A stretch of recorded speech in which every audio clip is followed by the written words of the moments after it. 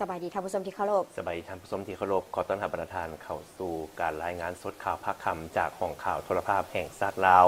ข่าวภาคค่ำประจำวันศุกร์ที่6มีนาคม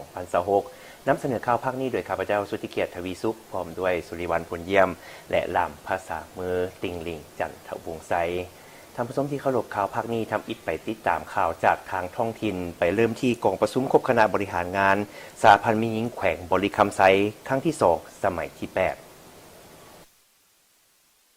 โดยจะตั้งผันขยายแผนพัฒนาแม่หญิงแขวง5 ปี 2025 หา 2029 หาแผนงาน25โครงการและมติกองประชุมสหพันธ์แม่หญิงแขวงบริคำไซสมัยที่8มติกองประชุมใหญ่ผู้แทนแม่หญิงลาวทั่วประเทศครั้งที่9ภายใต้การนำพาชี้นำของคณะพรรคองค์การปกครองขั้นต้นเป็นเจ้าการปลุกระดมสมาชิกแม่หญิงบดาเผาเข้าร่วมโฮมซุ่มนุ่ม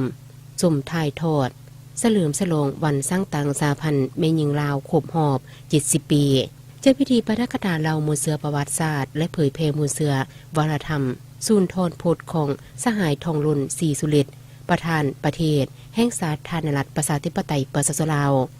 คณะแผนกสร้างเงื่อนไขให้สมาชิกแม่หญิงได้ไปยกระดับทางด้านวิชาเฉพาะทฤษฎีและประกอบเข้าในตำแหน่งงานขั้นต่างๆตามเงื่อนไขตัวจริงยกย่อสรรเสริญผู้ที่มีผลงานดีเด่นในการเคลื่อนไหวปฏิบัติหน้าที่เวียกงาน106ฮักทาน144หน่วย103บานและบุคคลบริจาคเลือดเพื่อช่วยเหลือสังคม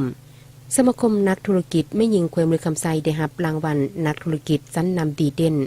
ของสภาการค้าแห่งชาติลาวและผู้ประกอบการแม่หญิงดีเด่นอาเซียนประจำปี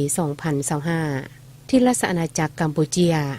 ให้คำปรึกษาแม่หญิงเกี่ยวกับการร้องขอความช่วยเหลือผู้ถูกคอหายจากการค้ามนุษย์การร่วมประเวณีก้อนการเป็นผัวเมียได้มีการติดตามกฎกาสุกยุการจัดตั้งปฏิบัติขอแข่งขัน 3D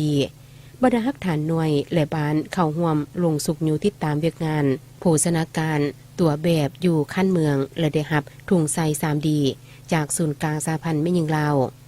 กรมประชุมครั้งนี้ต่างนาสหพันธ์แม่หญิงบรรดาเมืองยังได้ประกอบคำเห็นพร้อมรายงานการจัดตั้งปฏิบัติเวียกงานในขั้นเมือง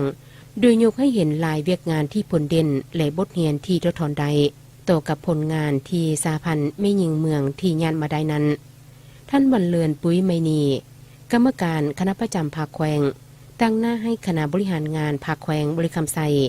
ได้เป็นเกียรติขึ้นมอบถุงใส่ 3D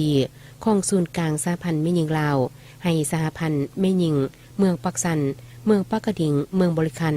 และสหพันธ์แม่หญิงเมืองทับบาท